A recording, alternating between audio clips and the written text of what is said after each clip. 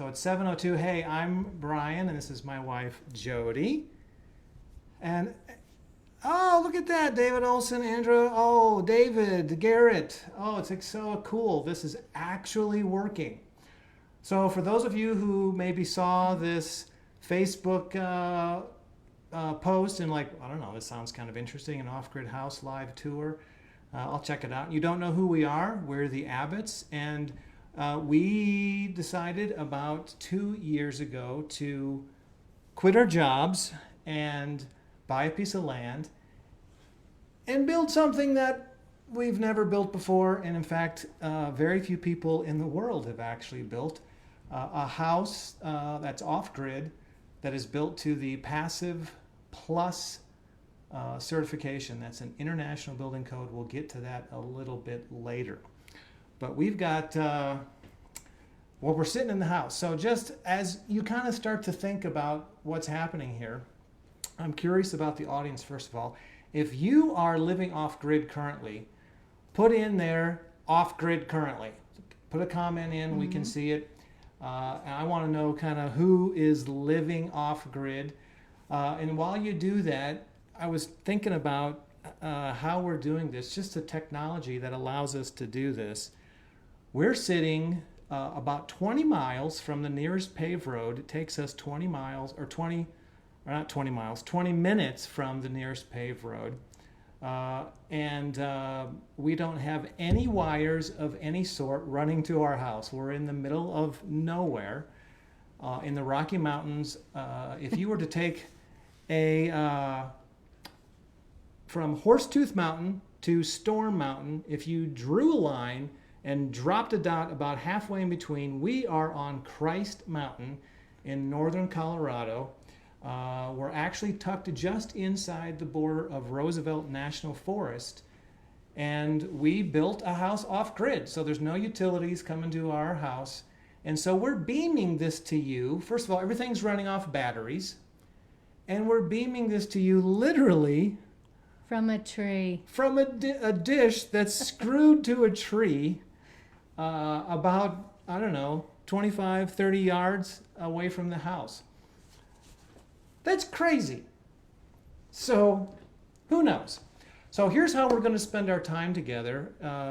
We're going to take about 45 minutes to an hour together, depending on the questions that you have. We're going to start the tour here in just a few minutes. And that takes about 30 minutes. So we break down kind of all the areas of the house and then the systems that allow us to live off-grid and kind of how those work. Just a brief overview of those. And then we want to answer your questions. And so the mechanism that I thought I was going to have to be able to see all of your comments and index them and be able to answer them disappeared a minute before we started. And so we're going to do our best to get to those questions. So we appreciate your patience. But with no further ado, welcome to our house. And we call it Sola Fide. What's that mean? Sola Fide means by faith alone. We named our house that very on in the building process. We came across many trials and setbacks, and we just kept plugging along with faith, saying we are going to complete this, and we did. Here we are. All right, so we are going to start the tour. Who wants in? All right, so let's step outside for a second and start the tour.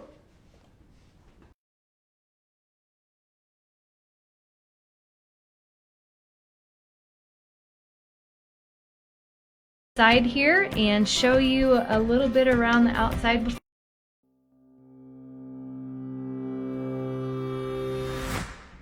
Welcome to our home tour. We wanted to start right outside here and show you a little bit around the outside before we go in. This is our breezeway.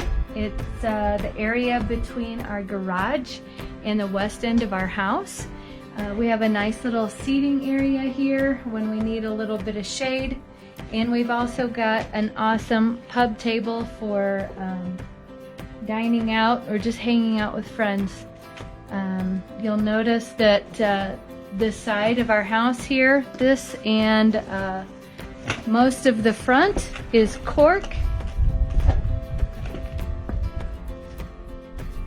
Cork is actually fire resistant. That was one of the reasons why we wanted to put it on.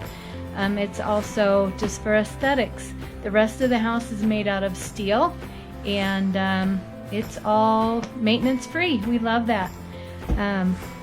Under this decking here is our cisterns. We have two 1,750 gallon tanks, and we'll show you how those work a little later in the tour. Let's go inside.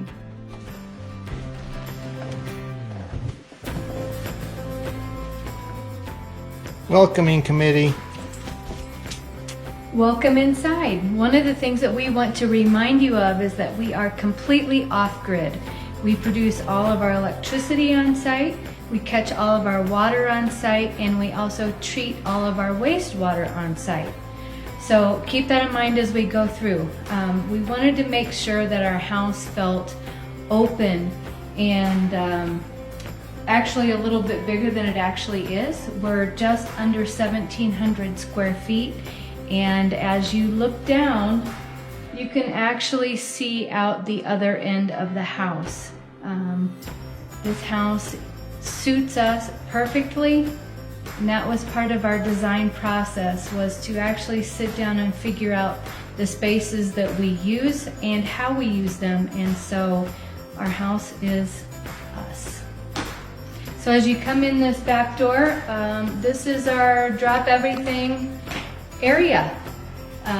Shoes and coats. We have a nice little storage cabinet here for those, cleaning supplies, all of that. So let's come on in and you can take a look at our guest bedroom. We have a queen size bed, and it's just a nice little simple area.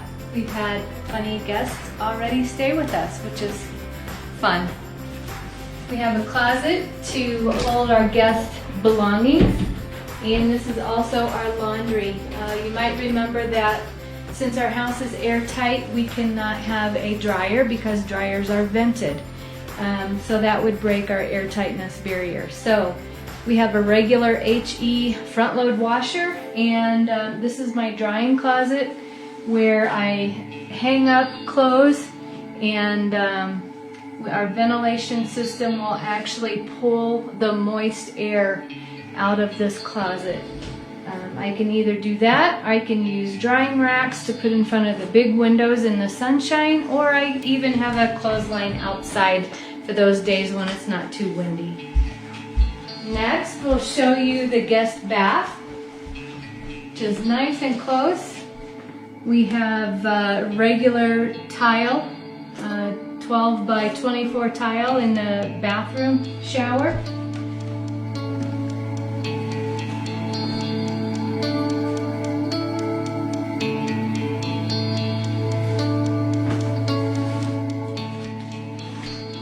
In the bathroom, we also have hydronic heat in the floor, which is nice when we have cold winter mornings.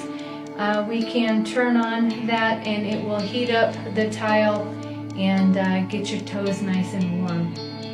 In the episode on Discovery Channel of Building Off the Grid where they featured our house, they actually had the dimensions wrong, completely wrong. They said it was like 18 by 40 in 1,600 square feet.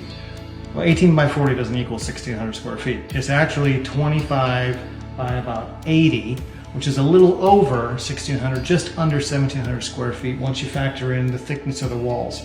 So let's just go through that again real quick. So as you can see here, we've got real thick walls. They're 22 inches thick, which allows us to have these nice bench seats throughout the house, little shelves in the windowsills where they're higher. And so that really allows us to sit and enjoy the view and just really make good use of that depth of the walls. So this interior 6 inches is actually the structural shell of the entire house. And then outside of that is another 15 inches of cavity. And I know that doesn't equal 22 inches, but you've got drywall and OSB and those things.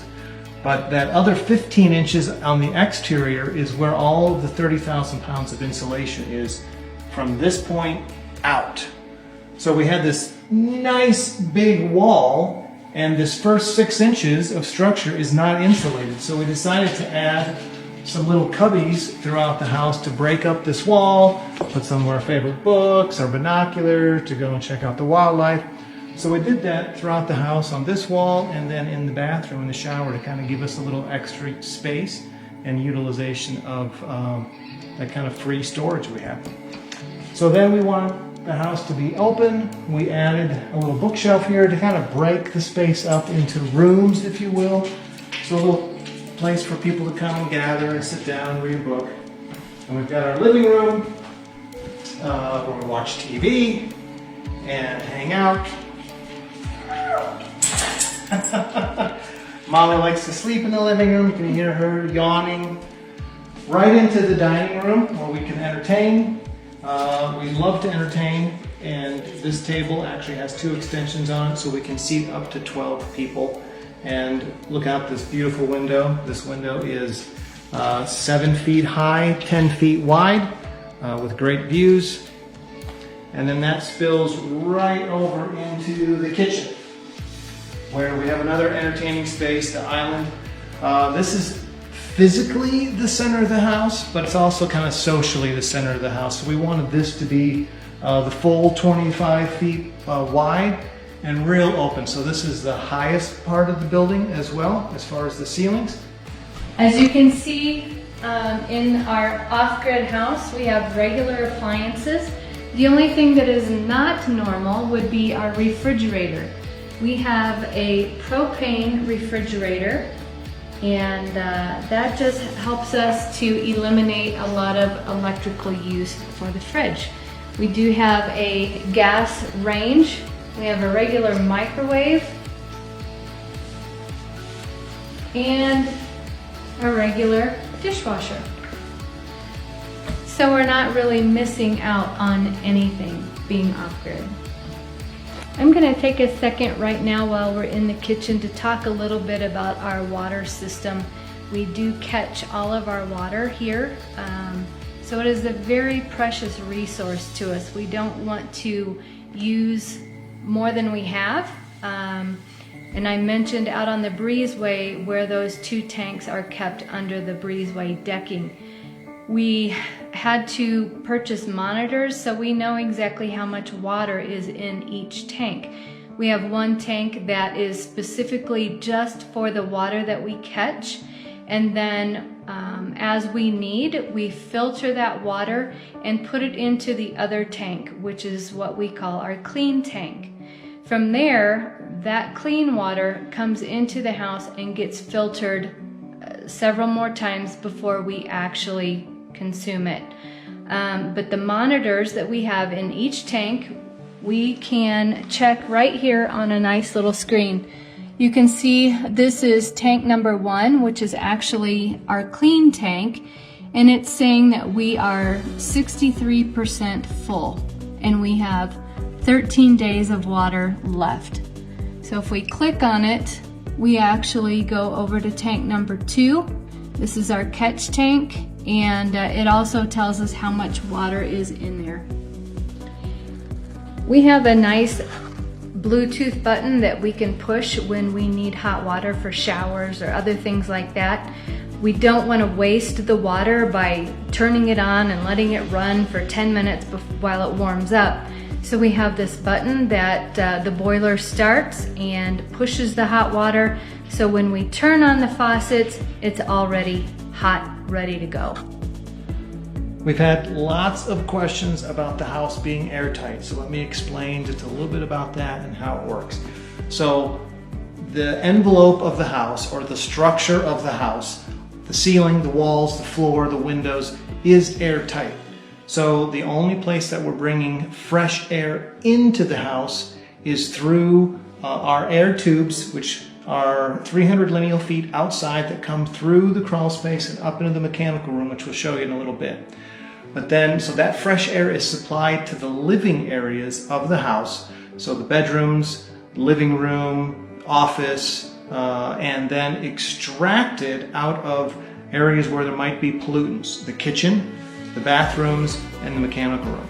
So when you take a shower, we produce a lot of humidity when we're cooking and you're having a lot of smells or a lot of heat and humidity. Or in the mechanical room with the mechanicals, that air is also being extracted. And so what we do is when Jody starts to cook, or we have the same button in the laundry closet and we have the same button in the bathrooms.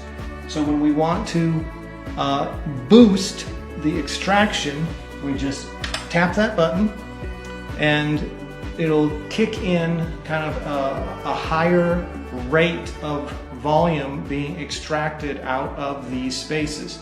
So, in fact, I don't know if you can hear that, but it just kicked on, and so now it's pulling that humidity, pulling the heat from the kitchen, pulling the pollutants out of the kitchen and the mechanical room whenever we want to evacuate those. The cool thing is, and we'll walk through this in mechanical room as well, is that energy, so if it's hot and we want to retain that heat in the house in the winter, for example, those pollutants are being extracted, but that heat, that energy is being transferred through a membrane so the air doesn't mix, but the energy is being transferred so the heat is retained in the house. So we don't have a heater and we don't have an air conditioner.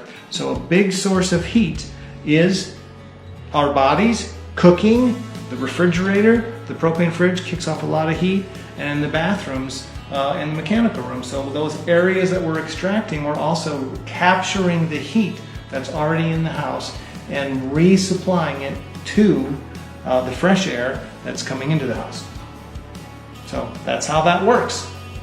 So I just mentioned the boost button, which I hit. Being off-grid doesn't mean low-tech. We have a lot of technology in the house, and anybody who knows me knows that I enjoy that, and I want to be able to see it and control it. So right here we have an iPad on the wall that we can monitor and control our systems in the house. So right now I have the ERV, and it shows that the boost mode is on. I just hit that, and so I can actually turn that down from here. And here was also where right now I actually have, even though it's a winter day, I have the house in a cool profile. So this little symbol right here means I'm actually bypassing the heat recovery and we're dissipating the heat that is in the house. So it's 47 degrees outside, it's 74 inside. We don't need to heat and retain this the heat in the building. So we can actually dissipate the heat on a day like today and put it in bypass mode, so it just eliminates that heat as it captures it. And I can show you that right here. So if we go into the status, it will show me the outdoor air. I said it was 47 degrees outside. It's actually coming into the ERV at 46.2 degrees at 39% humidity. So let me talk about that for just a second. So that is pretty much 46 degrees in the winter is pretty much the ambient temperature of the earth. So if it was 6 degrees or -6 degrees, it would still be about 46 to 50 degrees coming into the house. So it just happens to pretty much match the temperature outside. But the whole idea of that air being pulled through the ground in the winter is that it heats the air up, no matter what the temperature is outside. And then conversely, in the summertime, that hot air gets cooled down into the unit through those same earth tubes. So it can be 100 degrees outside, and the air coming in being supplied as outside air would be about 55 to 60 degrees.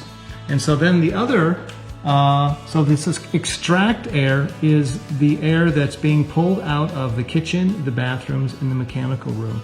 So that is the average temperature of those things. It's 75.2, 22% humidity. But the air, since we're bypassing the recovery, the supply air, which is the fresh air coming into the house, is being supplied right now at 53.4 degrees, 32% humidity. And this exhaust air is actually what is being exhausted out of the side of the house in the mechanical room. And so it's really fun to see when we have a really cold winter day and it's 6 degrees outside. Oftentimes that air being supplied to the house is 77 to 80 degrees just by recapturing the energy that's in the house. So we have control over all of that right here. Other thing while we're here is we can monitor and control our solar production. And so this is our solar, what we're producing in the house right now. So right now we're producing 6.4 kilowatts. That's what our solar panels are capturing right now. So far today we've captured 16.23 kilowatt hours to the batteries. So this is really, really helpful on days when we're not producing a lot of solar electricity. So if we want to run the dishwasher, we want to run the microwave and the toaster and the hair dryer and those things that have big draws, we can kind of check to see where we're at and if we want to maybe delay that a little bit or if we're fine and good to go to do that. So it's interesting that we can be able to monitor production. We can also monitor what each panel is doing. If we think there might be a problem with the panels or there's something covering the panels, all of that can be controlled and monitored right here in the house, which is pretty cool. So I'm on the east end of the kitchen and dining room right now, kind of between the front and back door. And the lowest part of the ceiling is right above me. And so what this is for is when we go later to do our deck off of the rocks behind the house, the deck will come across the roof and people will come down and enter into the front door. What's interesting about this space between these two doors is this is 25 feet long, and in this 4-foot section here, we actually have another section of hydronic heat. And this is our main supplemental heat for the house. So we don't have a furnace, but if we have prolonged cloudy days and really cold, we can kick this section of hydronic heat, which is hot water heat, this flooring right here, this 4 by 25 foot section, and this is adequate to heat the house. So we put it in the bathrooms just for comfort really. This is the main heat source for the house should we need it. We've already gone through December and we're at the end of January. We have only had to use this maybe once or twice. We typically have it on because it makes our toes feel good. But the house stays warm just through the passive gains that we get 9 times out of 10, which is great. So behind me, we have the office, which we'll go into now. So this is the office of the house. We have a couple of businesses that we continue to run from up here. And so we've got my workspace on this side of the office, and then we've got printers, and then Jody's workspace over on this side of the office. And again, we have to remind ourselves we're off grid. So we've got all of our computers. I do video editing and everything's powered by the sun. So it works great. So coming out of the office, we have this nice little hallway here, if you will, going up to the master suite. But we really like the way we designed the steps. They're nice big slabs of Douglas fir. We wanted to keep things open and airy. Plus we have this gorgeous huge window that we can sit in, and just another spot to hang out and enjoy the view. This was actually where we sat most days when we were building. The sun would come in and this was our seat. We would kind of keep this cleaned off and we'd sit here with 4 or 5 people and have lunch.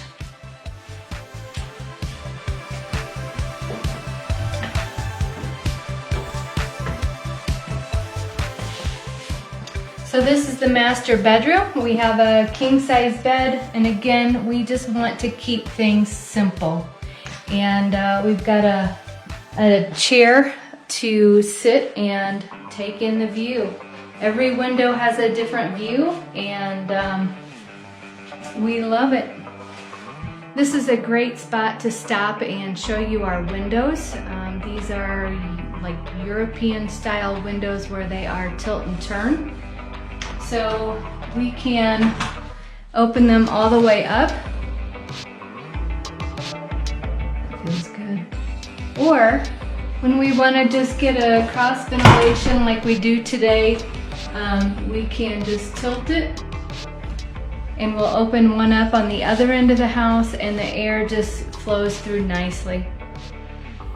So this is our master bath, and again we have the hydronic heat in the floor that is wonderful in the mornings when it's cold outside. And we have a full walk-in shower. We opted not to put a tub in here because frankly we don't typically use a bathtub. We have a nice double sink, and we have a lot of natural light that comes in through the window. So we'll end the tour kind of in the heart and nerve center of the house, if you will. Just for kind of frame of reference, right here is the guest bedroom and bathroom. This is the west end of the house in the breezeway we started in. The mechanical room is right here, just behind the fridge and the stove in the kitchen. So this is where we are right here. And so in this room, we've got all of the systems that actually make this off-grid house work. You'll notice right off the bat, we've got a regular AC panel. So we have 120 regular AC, and we have a 50 amp service coming off of our solar system. But we don't have 12 volt lights or DC powered appliances. It's all regular, off-the-shelf, plug-and-play, electrical stuff, just like you have in your house. So our AC panel is just the same as you would have. We'll start right here on this wall. This is our water distribution and filtration system. So from that clean tank that Jody mentioned, again, we catch in the catch tank. There's a switch right here, right above all my tools, where we can transfer water from one tank to the catch tank to the clean tank on demand. It goes through two giant filters at that point. Then it's brought in to here where it's filtered again and then hit with a UV light. So by the time we get the water, it is really, really good. We've had many people agree with us when they come up here and taste the water. The water is fantastic. This is then the heating and distribution system. So once it's clean, then it's sent to all the usages in the house. That's an on-demand boiler, a gas boiler. So it's again, there's not a storage tank for hot water. It's produced on demand. We do have a secondary regular electric water heater that we will use this as a preheater when we're generating a lot of electricity and it exceeds our usage or demand, which is almost every day. But primarily in the spring, summer, and fall, we'll use this to heat the water with electricity so that it eliminates us having to use gas to heat the water. This tank and all of this contraption is for the hydronic floor. So we have 4 zones of hydronic heat or hot water heat. This is a storage tank just for the hydronic heat. So it's not constantly calling on demand to the boiler.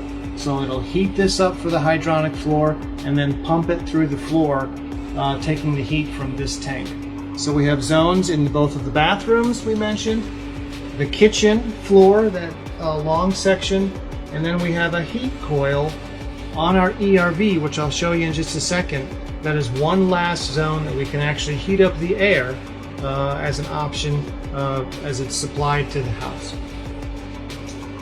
We've got a sink, utility sink, and then our guts of our solar system. So on the roof of the garage we have 3 solar arrays, each one controlled by a charge controller, one for each array. And so that manages the photovoltaic DC power coming in and charging our batteries, which were right behind me. And we have to have these enclosed in this airtight box because when they charge, they actually produce hydrogen gas, which is an explosive. And so that has to be actively vented out of this box away from any ignition source in the mechanical room in the house. and it's done so with this pipe that goes straight out to the outside of the house. And so whenever the batteries are being charged, that fan, there's a fan in there that is actively drawing the hydrogen gas out of this box. So then this big monster is our inverter. So during the day when we're producing electricity, the inverter actually takes that DC power right from the solar panels and pushes that to the demand of the house, converts it to AC before it goes to the battery. So it inverts that DC into regular AC while the charge controllers are charging the battery. Then after the sun goes down and we're no longer producing electricity from the panels directly, that's when it starts to draw from the batteries and invert that to AC from the batteries. So as soon as the sun goes down and we stop producing electricity, all through the night until we start producing again in the morning, the whole house, all of our systems are running off of these batteries. Now, if sometime during the day our demand for electricity exceeds what the sun is producing, it pulls from the batteries and the sun at the same time. Does that make sense? So if I'm using 2,000 watts and we're only producing 600 watts, then it's going to pull that other 1,400 watts from the batteries to meet that load in the house. So the last thing that we have in here is this big filter. It's called a deionizer, and so that takes water. The batteries, when they are charging and producing that hydrogen, the process that makes that hydrogen is actually the boiling of the water and the electrolyte inside the battery. And so when that water boils, what happens with boiled water? You lose water. It turns into water vapor. And so the water level in the batteries over the course of a month will decrease. And about once a month, once every other month, we have to fill it up with deionized water, so water that has all of the minerals taken out of it so it doesn't build up as mineral deposits inside those batteries. So instead of hauling up deionized or distilled water, we're actually able to make that on demand and refill the batteries. So when we do that, we take this cover off and we fill with this little gun, we fill up each of the batteries and replenish that water. So the last remaining system that I want to tell you about is our ERV, our Energy Recovery Ventilator. And so this is all of the ventilation and recapturing of the energy that happens in the house. So like I said before, the house is airtight. We've got 300 lineal feet of 7-inch tube underground that finally comes up through the floor through this black tube and into the ERV. So that is the fresh air being supplied to the house. And so it comes through this. There's a membrane inside where that fresh air passes over the exhaust air, the air going out of the house.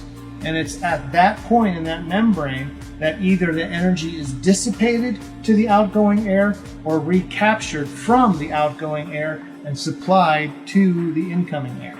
So if we wanted to retain the heat in the house, we put it into energy recovery mode, and so that air, that hot air that's already in the house, is supplied to the incoming air, and then that energy is kept in the house so we don't have to reheat or recool the air.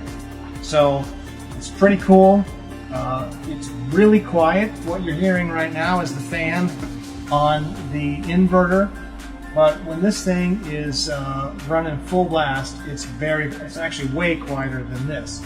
So that's the nice thing about the house, is there's no air conditioner or AC unit kicking on and off and making a bunch of noise. So the house is actually very, very quiet. So that's it. That's our house. So we're anxious to see what kind of questions you have, and we were excited to show you the place.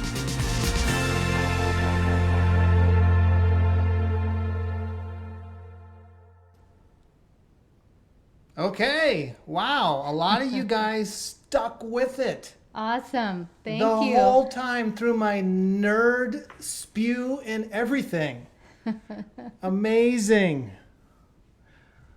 All right, so that is the house. You had a lot of questions, and we've got people watching from all over the place. Even have Toby from New Zealand, who is, if I could give you an award, I'd give you an award because I'm pretty sure you are the furthest away.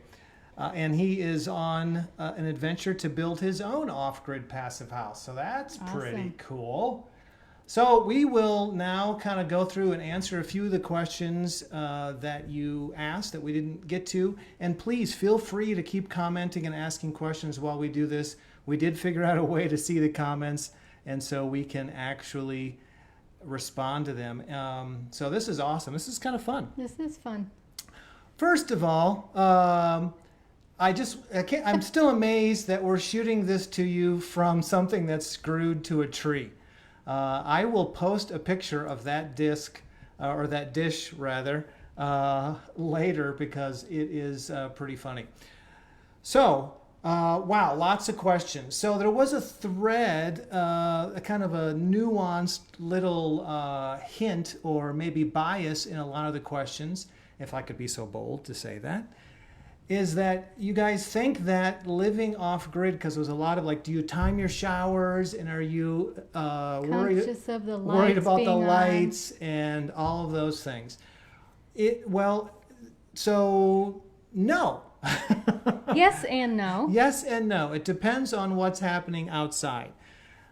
Most days, I mean, we've been in the house now for 7 months, and it was just, we actually had our final state solar inspection 2 days ago because we've been thrust into limbo because of COVID and everything else with our batteries.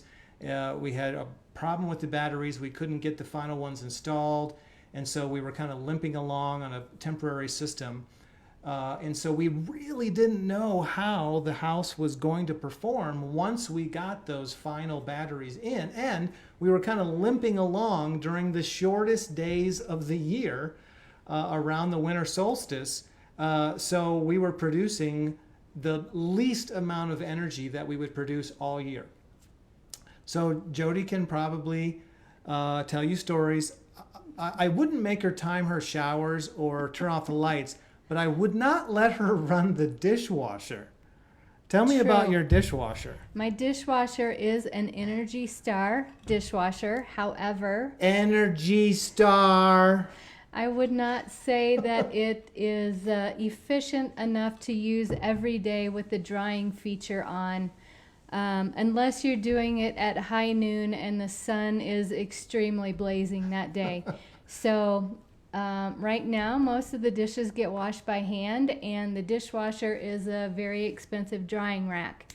But it works, and Brian has told me that in the summer.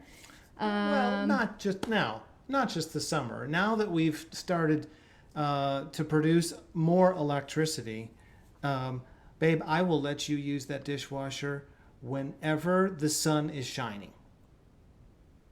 Okay, Okay. tomorrow. Okay. And I've made myself accountable to the world, apparently, that we can do this. Here's the question. So the day-to-day, I mean, we kind of built the house and the system, so really day-to-day you don't think about it. So we don't really feel like we're off-grid. Actually, this is the most comfortable house we've ever lived in.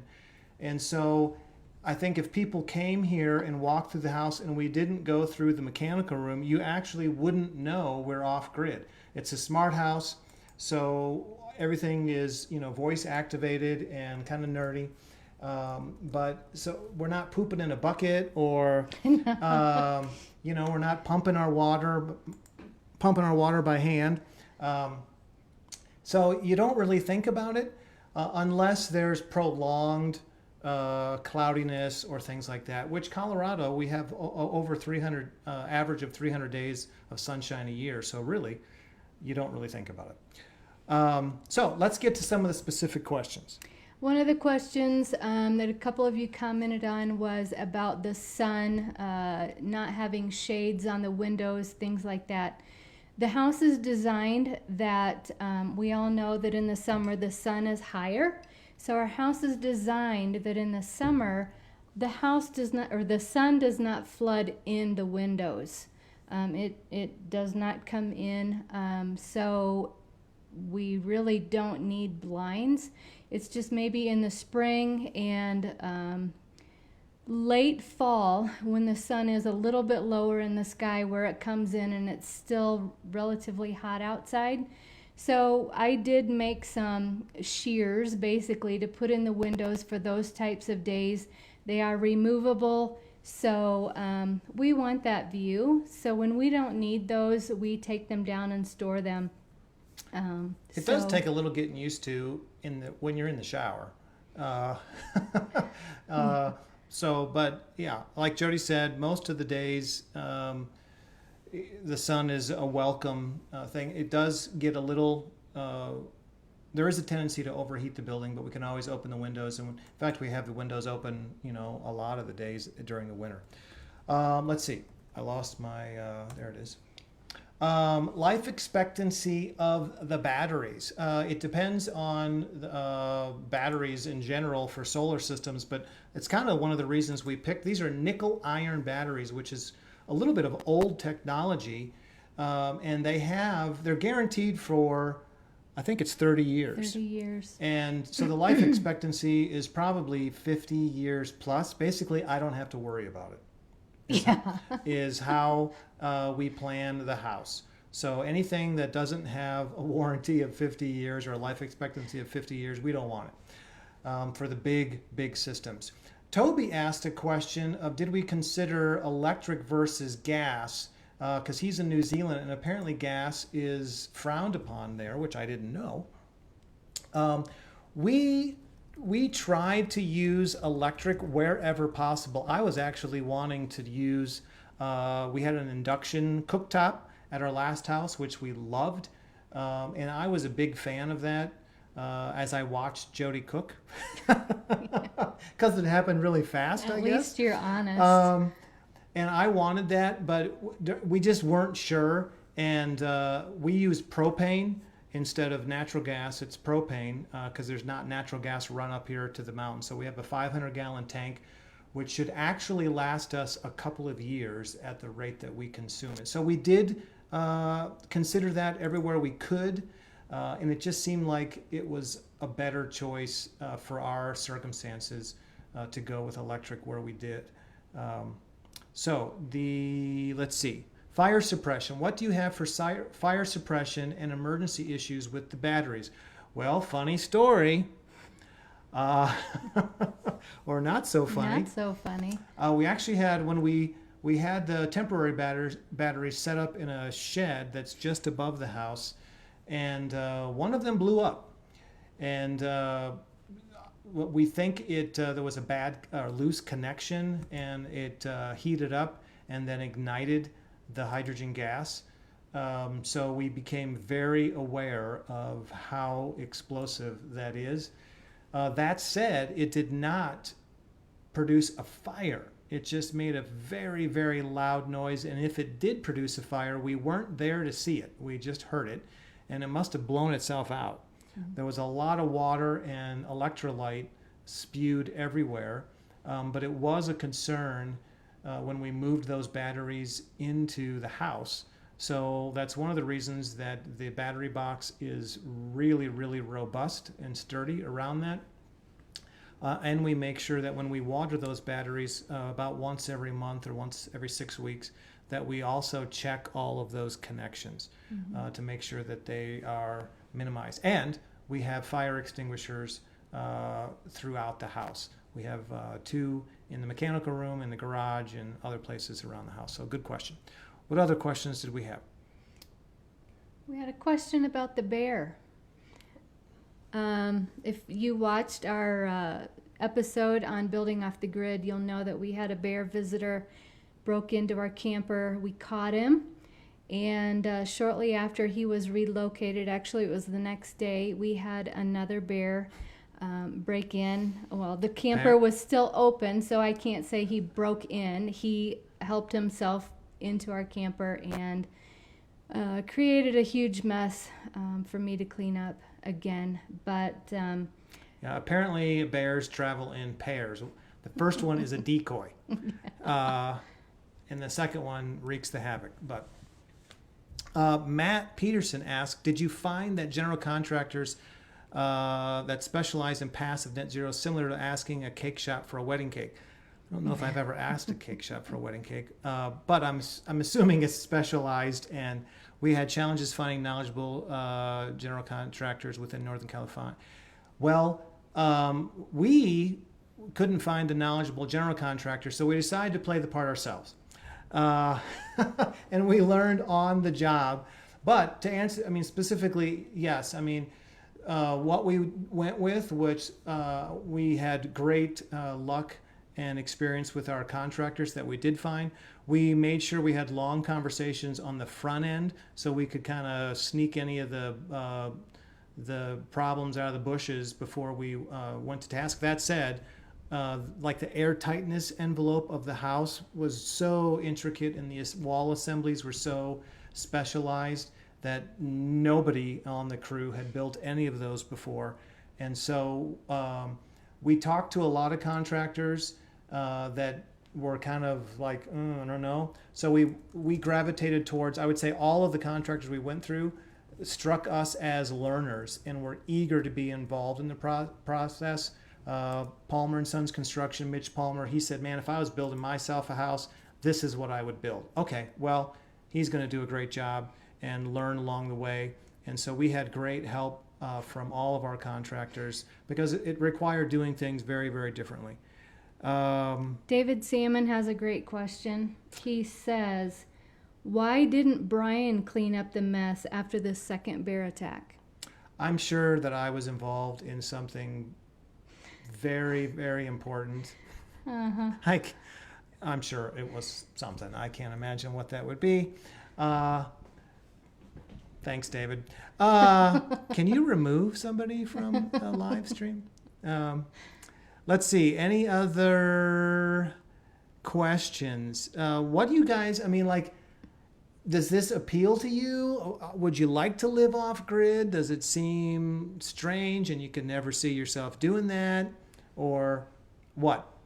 Well, here's one. Evans asks, does snow accumulate on the solar panels or do they stay warm enough to prevent that from happening? Evan? Great question. I feel you, man. Snow does accumulate on those, and we have a metal roof, and it is the world's most slippery surface when there is snow on there. And so, yeah, we have to get up there and clean those off. I'm trying to figure out a way if we can do some kind of a heat tape or something under the panels, because it seems like this, the snow, they will produce electricity when it starts to snow and even when it's raining, which is amazing. But once that snow gets a layer on there, it just starts to stack up. And so we get up there, we've made ladders that mount to the side of the metal. The standing seam. The standing seam, so we don't have to get a ladder out every time we want to go up there. And then we've put every 4 or 5 feet, because the roof has probably, I think it's a 14-degree pitch. And so it's exciting. And so we put rails about every 5 feet. And so that I've perfected now being able to slide to one on the left side of my knee, lift up, grab it with my right knee. And so I can work my way down and not kill myself while I clean those off with a broom. But I'm still looking for alternative solutions for that. Okay, we've got a question from Christy Nelson. Hey, Christy. Hey! She asks, how deep are your air intake lines buried? Well, the air tubes. Mm-hmm. Go ahead. Those are roughly, 8 to 10 feet deep? They're about 10 feet. And they come out to daylight, obviously, so we can get fresh air. But, the further down you go, you get that ambient temperature of the earth. Allie, hey, great question. How do we get internet? We did talk about that a little bit. We get it, it's called line of sight, which oddly enough, we don't have line of sight.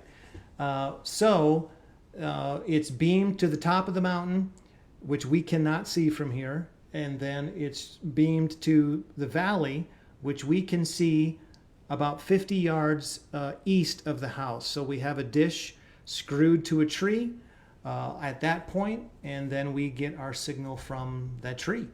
And then we bounce our what we're sending, like this broadcast, down to the valley, up and then back. So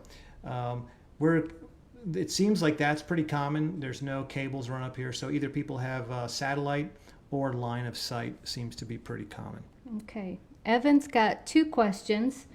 What's the comparison of cost per square foot between passive and regular? And he also asked, in hindsight, what would we do differently? Good questions. I'm not good at math in general, and I'm even worse on math on the fly. But I can, let's see, do I have a calculator? Give me my phone. I can tell you what our overall all-in cost was and how that compares to a regular house while I do math on my phone. So our all-in budget with all the systems, so our solar system, our water system, in-floor heating, all those things, and the house that's wrapped in steel, which has a 50-year warranty on the paint on the steel. So these are kind of one and done systems. And so you basically pay for it and then you're done. So we're all in at about $420,000. And so it is about 1,700 square feet. 420. I'm sure you guys already have this done at home. So it's about $247 a square foot. So it's pretty much on par with building a traditional home. Factor in that Jody and I did much of the work ourselves and we don't pay ourselves. So it was probably more expensive, but like for the electricity, for example, we could have brought electric to the property. The closest electric pole is what, about a 3/4 of a mile maybe? Maybe a mile. And so that would have cost, between $75,000 and $100,000 just to get electric to the property. And so our whole solar system, all said and done, was probably $30,000 to $35,000, and we never have a bill. And so it was kind of give and take. The siding, the steel was very expensive. Probably all in on the steel was about $70,000. I really learned the value of that steel when the Cameron Peak fire came through, and I didn't have to worry about our house catching fire. So, and the maintenance on the steel, there is none. So we kind of opted to pay for some of those things up front, and then we wouldn't have to have ongoing costs. All right, a question from David Hopkins. Hi, Hop! He asked if we ever considered shipping containers. We did, actually. I'm still considering a shipping container. One of the things that deterred us from that is there can be a lot of contaminants in a shipping container, things that maybe the floor is treated with or whatever. So we kind of ruled that out. We wanted to be a little more green. Especially if we're living in it. If it's just maybe a guest house where someone is in it for a day, 2 days.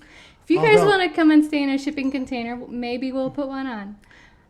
Although we are very concerned about you being exposed to toxins as well. Absolutely. But I mean, it was one of the things, it would be very difficult to make a shipping container passive.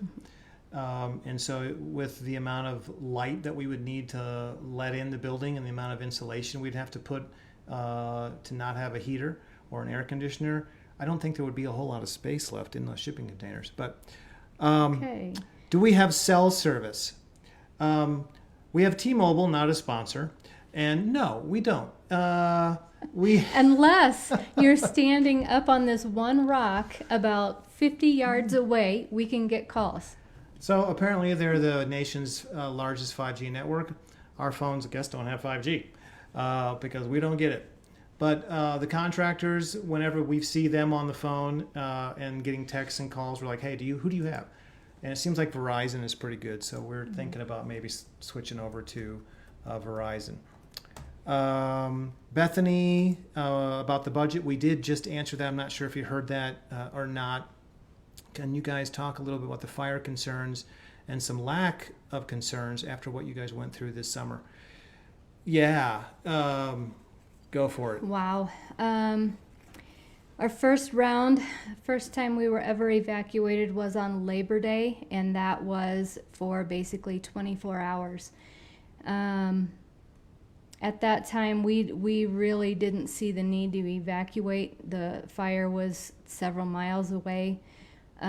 So we did come back the next day, but then mid-October came, and the fire got here very quickly. The winds were high, and we got evacuated for 11 days, and we had some wonderful friends in town that let us stay with them, and we so appreciate that. But the fire did take out 17 of our neighbors' homes, and that was rough. We're still dealing with that and helping them.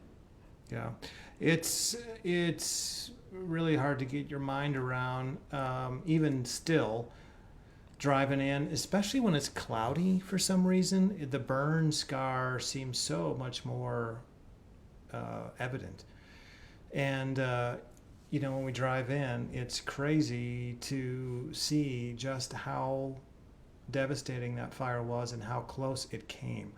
And there was a house, in fact, this window right over here, if you can look out that window up probably about 700-800 feet, there was a house that was sitting right on the ridge. And it was interesting, all the time we were building and even developing land, cutting down trees, it took me a while to figure out what it was, because we would hear children laughing in the forest, which if you're in the forest by yourself is really creepy, because you don't know where it's coming from. And it took me a while to figure out that there's kids up in that house and they're always laughing. And it was a beautiful house. I mean, looked up there and it was just really cool, and it's gone.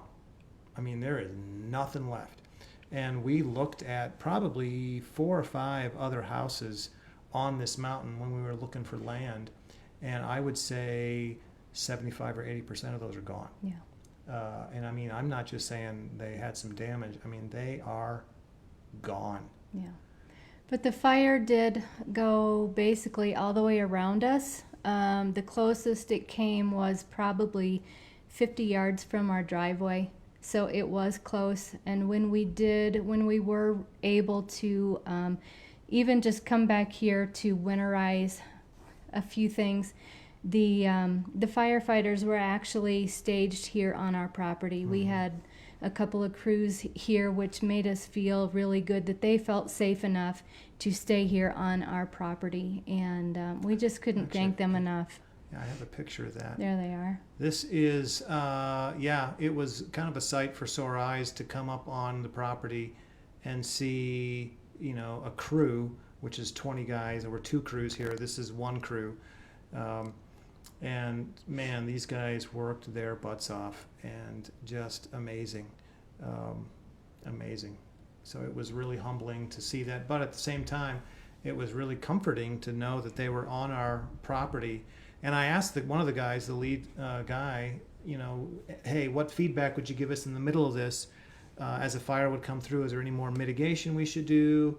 What do you think about the house? And he had some really positive things to say about the steel on the house, obviously. And he said, man, if we can keep the dirt around the house, which is not going to happen, that would be a plus. But we feel really good in the mitigation, the fire mitigation, the trees removal that we have to do. It did make us want to go through and cut down a few more trees. So we'll probably do that this, whenever we have time to cut down trees. But Allie, you asked a question about the air tightness. So how does that work when you need to open the door or go outside and let your dog out? I am envisioning like the movie Martian or some space movie right now We put on our spacesuits to go out. where the pod comes and there's the airlock. That's not what this is. 'Cause we don't get sucked out of the house when we open the door. The house is airtight, and the doors and windows are a part of that, actually a big part of that, when we want it to be airtight. So like last night, it got down to 20 degrees, yeah. 19, 20 degrees up here.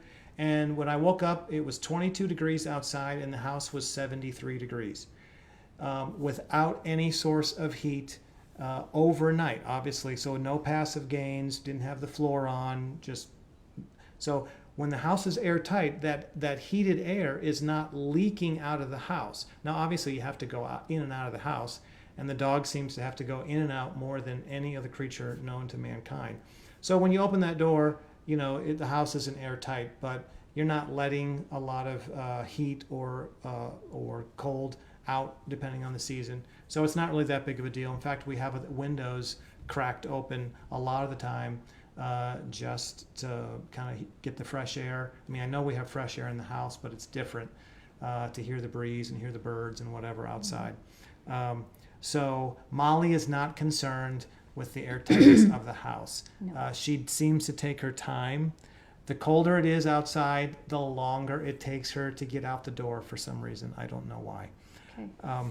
Evan asked, any plans to produce your own food? Yes, I am going to try to expand my green thumb this summer. I do have seeds ready to plant. I'm going to put my little seedling trays in the windowsills and get those going, so come May, I'll be able to put them in the ground. So we'll see how that goes. We will have to put up neighbors say an 8-foot fence of some kind just to keep the deer out. So we have more constructing to do to build our food or grow our food. Yep. So I mean a lot. Well, I don't know if a lot. There's quite a few families on the mountain that have livestock. Unfortunately, a lot of those livestock did not fare very well in the fire, and in fact, during the first evacuation over Labor Day, it came so quickly and actually incorrectly that a lot of the neighbors let their livestock loose and then had a hard time finding them. I don't know if I want to do that. I mean, have chickens and yeah, we'll I don't see. know, verdicts. We're gonna start with vegetables. And see if we can manage cucumbers before we have chickens. Man, you guys have great questions. I'm actually a little bit overwhelmed by the response and the number of people who hung out with us for an hour. It's been just about an hour, and it's been fun to share this with you. Our plans are to continue to roll out content. What we found when we started to do this and through the process is that there is little to no information about how to do this.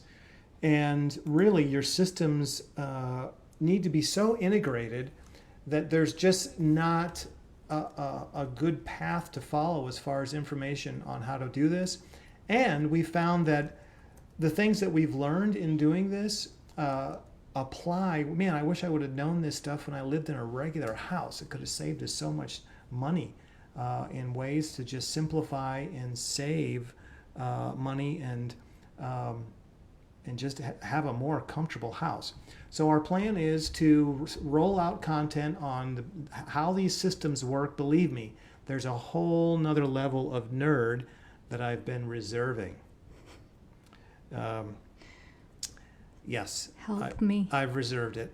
And it's fascinating. I mean, to see, what time you can create the most electricity and how these systems are integrated and optimized is really, really fascinating.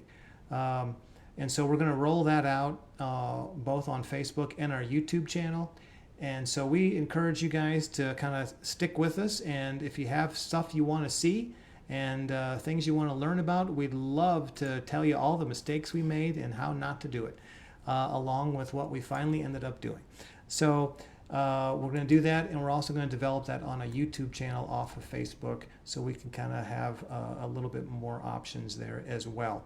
So if there's things you want to learn, things you want to know about both living off-grid and passive house, but also just sustainable living, there's a whole side of our life that we've kind of altered just to kind of live more simply and focus on the things that we feel really matter. And we're kind of in the thick of that right now and trying to figure that out. So we're excited to continue to unpack that for you.